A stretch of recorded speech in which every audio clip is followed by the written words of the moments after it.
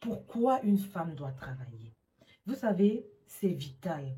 La première raison, c'est qu'une femme qui travaille, une jeune fille qui a dans sa tête qu'elle doit travailler et gagner un peu d'argent, c'est une jeune fille qui a le pouvoir de décision, qui a le choix. Qu'est-ce que j'appelle avoir le choix et le pouvoir de décision? C'est que vous n'allez pas rester dans une relation, par exemple, dans laquelle vous subissez les violences conjugales, dans laquelle vous subissez les pires vices que vous n'aurez jamais imaginés, juste parce que vous n'avez pas où partir. Et le plus souvent, les « ah, je veux faire comment, je n'ai pas le choix », c'est parce que où on est assis, on est conscient que si on sort de là, soi-même, on ne peut pas s'offrir un toit, même une petite chambre de 10 000 francs. On est conscient que soi-même, on ne peut pas manger. On est conscient que soi-même, on ne peut pas faire le minimum nécessaire pour notre propre personne. C'est pour ça que c'est important de chercher le travail. C'est pas pour dire que je vous souhaite d'avoir des conjoints qui seront difficiles et que demain il faudra partir. Mais même lorsque vous êtes encore à la phase de valider votre conjoint, vous n'allez pas vous retrouver en train de valider un conjoint parce que celui-ci m'a acheté le maquereau de 5 000, l'autre m'a acheté le maquereau de 2 000. Donc, quand je mets sur la balance, c'est mieux que je choisisse celui qui m'offre le maquereau de 2 000, de 5 000. Autant pour moi, non. Vous aurez d'autres critères de choix qui seront basés sur les valeurs, sur l'éducation que vous avez reçue et qui iront sur le long terme. Parce qu'aujourd'hui, celui que vous poursuivez pour 5 000, demain peut se retrouver en train d'avoir moins de 1 000 francs. Pourquoi est-ce qu'une femme doit travailler? Parce que nous sommes dans une société de consommation. Tout coûte de l'argent.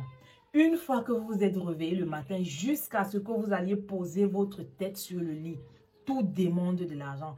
Pour écouter cette vidéo, si ça demande de l'argent, parce qu'il faut avoir au moins un téléphone. Ce téléphone doit avoir une connexion Internet. Ce téléphone doit avoir une batterie pleine. La batterie pleine, c'est l'électricité. Bref, tout ce que vous pouvez faire au quotidien. C'est à peine si notre société ne nous facture même pas l'air qu'on respire. Peut-être même d'une certaine manière sans qu'on s'en rende compte. Et vous n'allez donc pas rester et dépendre complètement d'un autre être humain de cette manière-là. Je vous dis souvent, vous naissez en dépendant de vos parents. Une fois qu'on est couché sur un lit d'hôpital, on est peut-être invalide, on dépend des autres.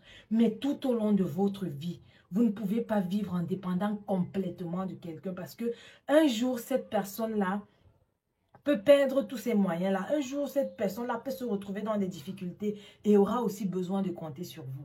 Et la troisième raison, c'est que lorsque vous travaillez, vous êtes un excellent modèle pour vos filles. Vous êtes un excellent modèle pour vos enfants qui vous regardent à la maison, qui diront que moi, j'ai toujours vu ma mère se battre. Moi, j'ai toujours vu ma mère être une femme, même si c'est la tomate qu'elle place devant sa porte, elle a toujours fait quelque chose. Donc, ces raisons que vous donnez là, pour vous réconforter à l'idée de « je suis une femme dont je n'ai pas l'obligation de travailler », je suis désolée, mesdames, ça ne valorise pas la personne que vous êtes. Et même ces hommes qui pensent qu'une fois qu'ils ont épousé une femme, ils sont libres de demander à cette dernière de ne pas travailler. Alors que vous avez des filles à la maison pour qui vous vous battez, pour qui vous dépensez d'énormes sommes. Parce qu'il faut les envoyer dans des grosses écoles. Vous rêvez des meilleures carrières d'avocats, de médecins, de juristes, de procureurs pour vos filles. Mais les filles des autres, une fois qu'elles viennent à la maison, vous jugez qu'elles ne sont bonnes qu'à rester à la maison pour éduquer les enfants. Essayons de faire la part des choses. Et ça, la grosse responsabilité revient à la jeune fille, revient à la femme, de savoir que peu importe les millions de mon mari, je dois me bouger. Et je vais terminer en disant que ça, c'est une logique que je vois même beaucoup plus chez les gens de la classe très moyenne ou pauvre à la limite.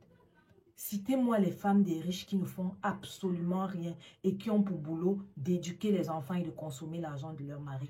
Elles ont toujours des business quelque part. Elles ont toujours des petits investissements quelque part. Mesdames, réveillez-vous.